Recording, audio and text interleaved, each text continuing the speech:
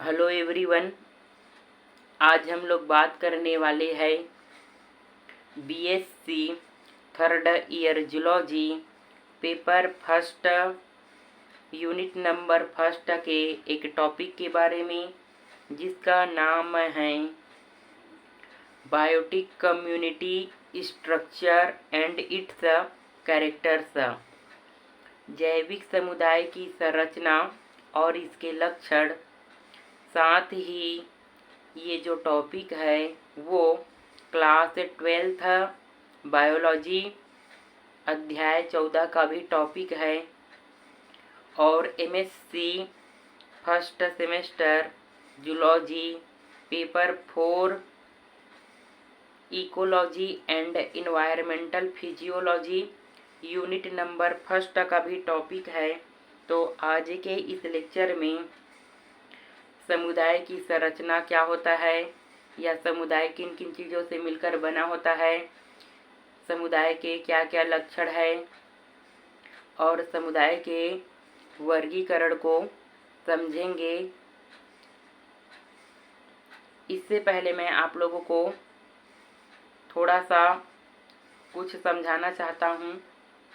वो क्या है, मैंने अपने जो पिछला लेक्चर है पारिस्थितिक तंत्र की संरचना, या जिसको आप लोग पारिस्थितिक तंत्र के घटक के नाम से भी जानते हैं, उसमें मैंने बताया है कि जो पारिस्थितिक तंत्र है वो किन चीज़ों से मिलकर बना है।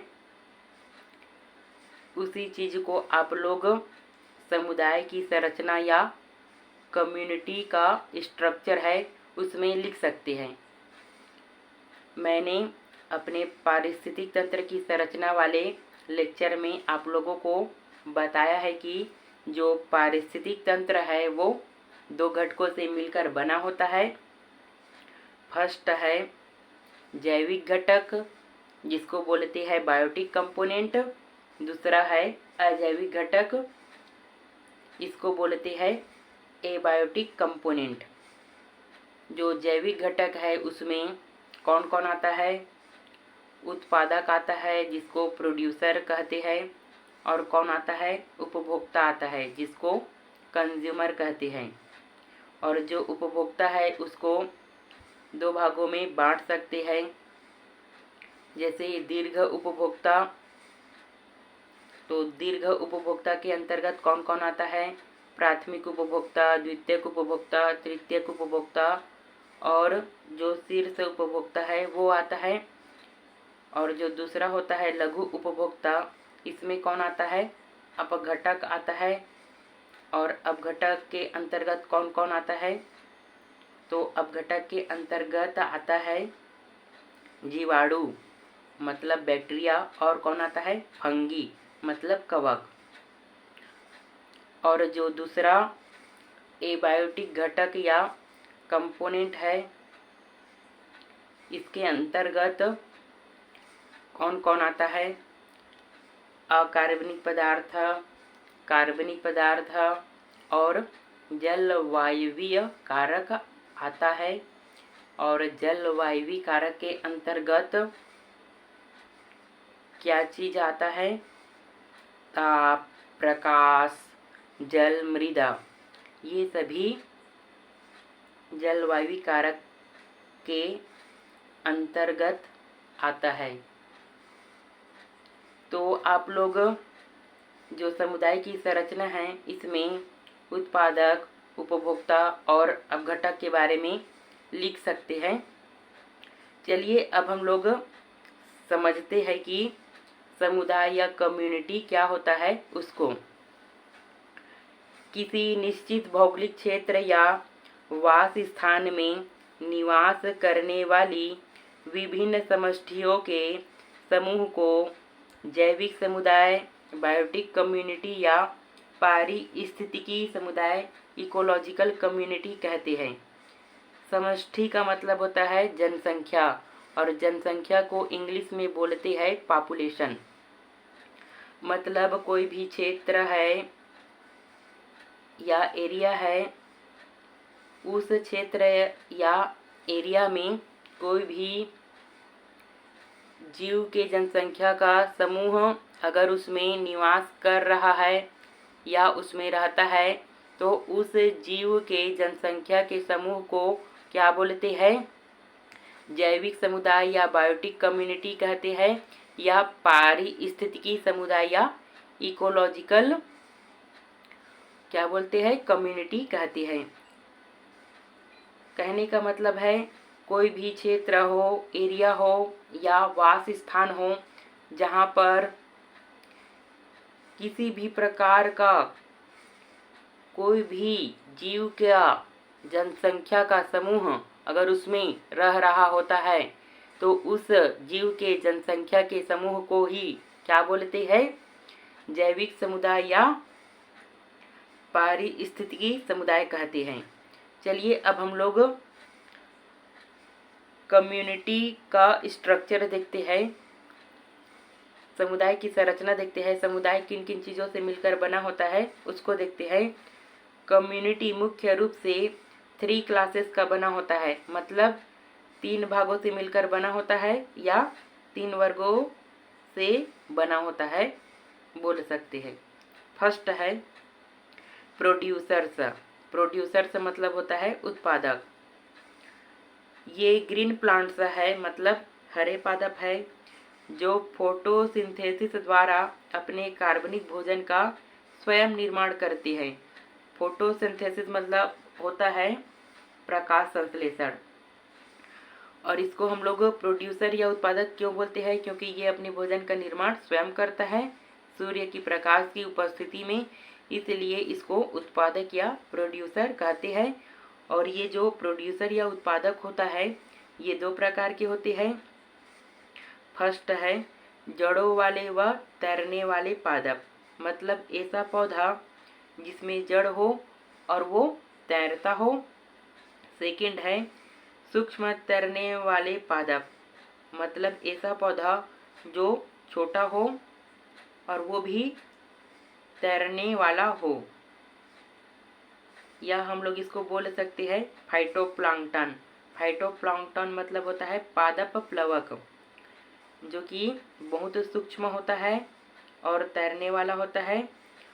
और ये आप लोगों को अधिकतर जो तालाब होता है उसके अंदर देखने को मिलता है। कौन? सूक्ष्म तैरने वाले पादप या जो फाइटोप्लैंक्टन है वो।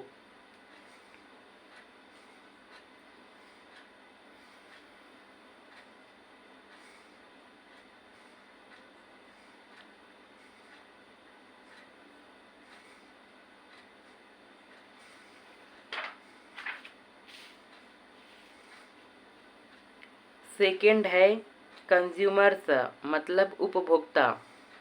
ये हेट्रोट्रॉफिक ऑर्गेनिज्म हैं। हेट्रोट्रॉफिक ऑर्गेनिज्म का मतलब होता है विषमपोषी जीव, मतलब ये अपने भोजन का निर्माण स्वयं नहीं कर सकते हैं, ये अपने भोजन के लिए दूसरों पर निर्भर रहते हैं। इसलिए यहाँ पर क्या लिखा है? ये क्या काम करते हैं? उत्पादकों द्वारा निर्मित भोजन का सेवन करते हैं या उत्पादकों को भोजन के रूप में ग्रहण करते हैं। न्यूट्रिएंट मेथड के आधार पर ये भी 2 प्रकार के होते हैं। न्यूट्रिएंट मेथड मतलब होता है पोषण विधि के आधार पर ये भी 2 प्रकार के हो सकते हैं। फर्स्ट है हर्बीवोरस कंज्यूमर्स, मतलब होता है शाकाहारी उपभोक्ता, या इसको बोलते हैं प्राइमरी कंज्यूमर्स, मतलब होता है प्राथमिक उपभोक्ता। हर्बीवोरस कंज्यूमर या शाकाहारी उपभोक्ता इसको इसलिए बोलते हैं क्योंकि ये वनस्पतियों का सेवन करता है या उसको खाता है, इसलिए इसको हर्बीवोरस कंज्यूमर या प्राइमरी कंज्यूमर से कहते हैं। इसलिए यहाँ पर लिखा है ये वनस्पति का सेवन करता है। सेकंड है कार्निवोरस कंज्यूमर्स, कार्निवोरस कंज्यूमर्स का मतलब होता है मांसाहारी उपभोक्ता, या इसको बोलते हैं सेकेंडरी कंज्यूमर्स, द्वितीयक उपभोक्ता। इसको कार्निवोरस कंज्यूमर्स या सेकेंडरी कंज्यूमर्स इसलिए कहते हैं क्योंकि ये मांस का सेवन करता है या उसको खाता है।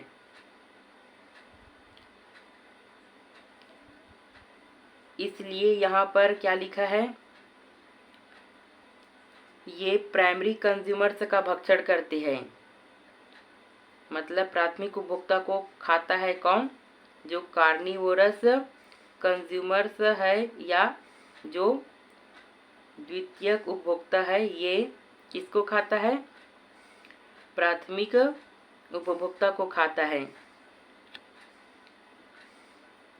थर्ड देखते हैं, वो है डिकम्पोजर्स, मतलब अपघटक। ये भी कम्युनिटी का एक महत्वपूर्ण घटक है।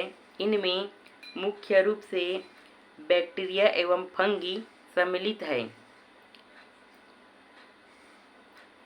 मतलब जो अपघटक है इसके अंतर्गत कौन आता है, बैक्टीरिया मतलब जीवाणु और कवक आते हैं। और ये बैक्टीरिया और जीवाणु क्या काम करता है, ये मृत पेड़ पौधे व जंतुओं के शरीर पर क्रिया करके जटिल कार्बनिक पदार्थों का सरल पदार्थों में अपघटन करते हैं। ये तत्व प्रोड्यूसर्स द्वारा पुनः उपयोग में ले लिए जाते हैं। तो जो अपघटक के अंतर्गत जीवाणु और कवक आते हैं, ये मृत पेड़ पौधे और जंतुओं के शरीर को सरल पदार्थों में तोड़ देते हैं।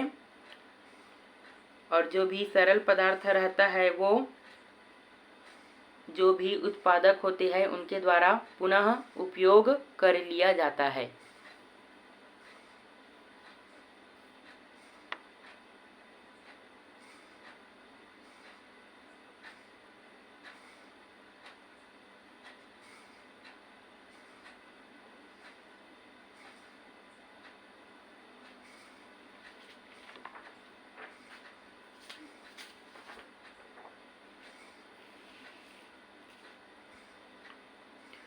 अब हम लोग कम्युनिटी या समुदाय का लक्षण देखते हैं। Special characters of biotic community, जैविक समुदाय के विशिष्ट लक्षण। किसी भी जैविक समुदाय में पाई जाने वाली प्रमुख विशेषताएं निम्नलिखित है। फर्स्ट है स्पीसीज डाइवर्सिटी, जाति विविधता। इसको देखते हैं। प्रत्येक बायोटिक कम्युनिटी अनेक प्रकार की जातियों का समूह होता है जो आपस में एक दूसरे से अंतर संबंधित होते हैं। सेकेंड कैरेक्टर्स या लक्षण है कम्युनिटी का, वो है ग्रोथ फॉर्म्स एंड स्ट्रक्चर, वृद्धि स्वरूप एवं संरचना। बायोटिक कम्युनिटी की संरचना की प्रकृति का निर्धारण विभिन्न वृद्धि विस्तार वाले सदस्य जीवों से तय होती है। जैसे जो जीव है वो उत्पादक, उपभोक्ता, अपघटक के रूप में, क्रियाशील घटक के रूप में कार्य कर क्या करती है, जीव समुदाय की पहचान बनाते हैं।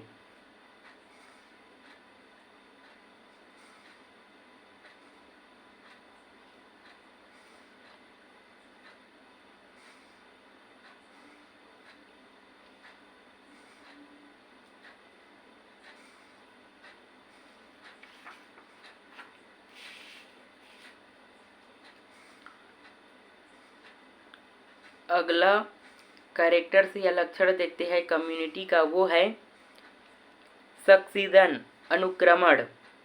प्रत्येक बायोटिक कम्युनिटी तब तक परिवर्तनशील होता है जब तक कि वह वन समुदाय के सदस्य के रूप में स्थापित न हो जाए।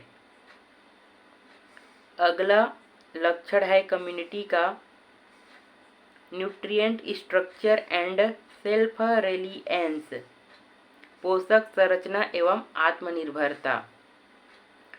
प्रत्येक बायोटिक कम्युनिटी में स्वपोषी जीवों एवं इसके उत्पादों का उपयोग करने वाले जीव को विषमपोषी जीव या हेटेरोट्रॉफिक ऑर्गेनिज्म कहते हैं। एवं पोषण की दृष्टि से बायोटिक कम्युनिटी के विभिन्न घटक एक दूसरे पर आश्रित होकर क्या करते हैं, बैलेंस या संतुलन कायम करते हैं, और जो कम्युनिटी रहता है वो आत्मनिर्भर हो जाता है। अगला लक्षण है कम्युनिटी का, वो है डोमिनेंस। इसका मतलब होता है प्रभाविता या प्रभुत्व। किसी भी बायोटिक कम्युनिटी में एक या कुछ जीव जाति अपनी बाहुल्यता कम्युनिटी के अन्य जातियों पर दर्शाती है तथा ये अन्य जातियों के लक्षणों, संख्या तथा प्रजनन को क्या करती है, प्रभावित करती है। ऐसे नियंत्रणकारी जाति को क्या बोलते हैं, प्रमुख या प्रभावी जाति कहते हैं तथा उनकी प्रधानता को क्या कहते हैं, प्रभाविता कहती है। तो ये सभी क्या है, जो कम्युनिटी या समुदाय है इसका लक्षण है।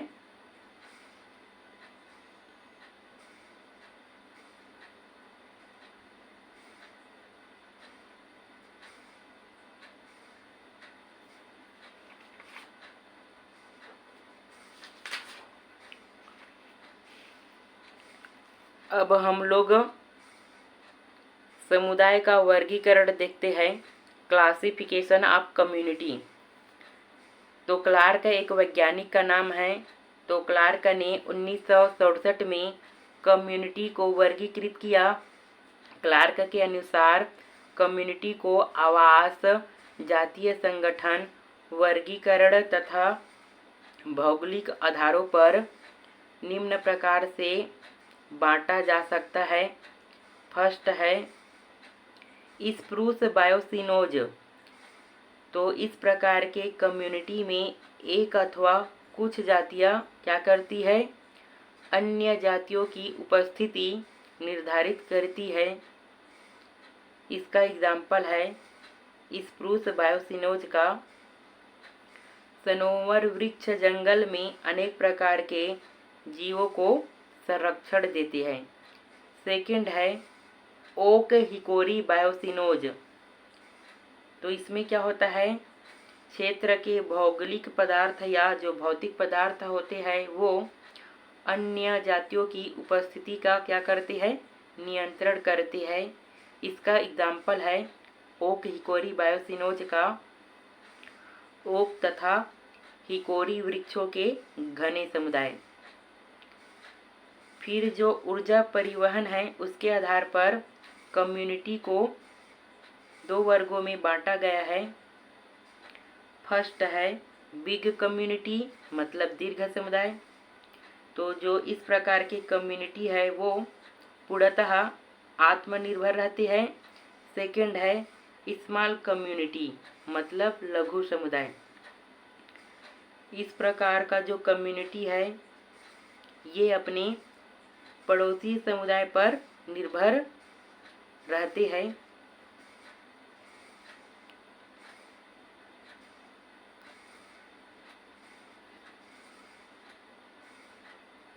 तो आज के इस लेक्चर में मैंने आप लोगों को समुदाय क्या है, समुदाय की संरचना, समुदाय के लक्षण और समुदाय का वर्गीकरण समझाया है। अगर ये वीडियो आपको अच्छा लगता है तो प्लीज़ लाइक करें और चैनल पर नए हो तो चैनल को सब्सक्राइब करना ना भूलें। अभी मैंने जो आप लोगों को समुदाय का लक्षण या कम्युनिटी का लक्षण समझाया है, अगर ये आपको कठिन लगता है तो मैं आप लोगों को जो समुदाय या कम्युनिटी है इसको सरल शब्दों में और समझा देता हूँ। तो चलिए हम लोग जो कम्युनिटी है इसके लक्षण को सरल शब्दों में एक बार और समझते हैं।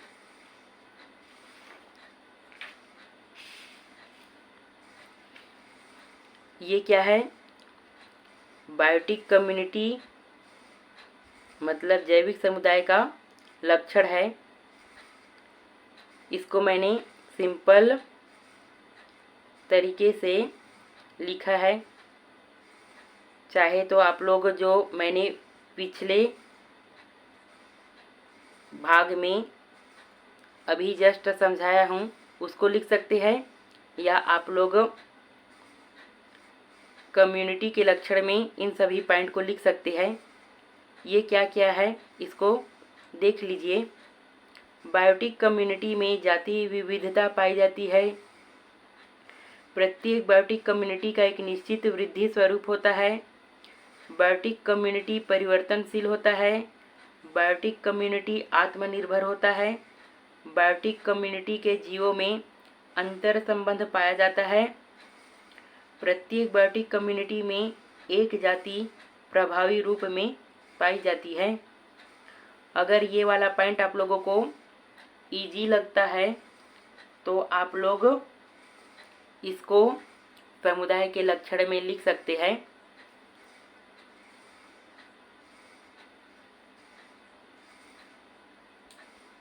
Thanks for watching.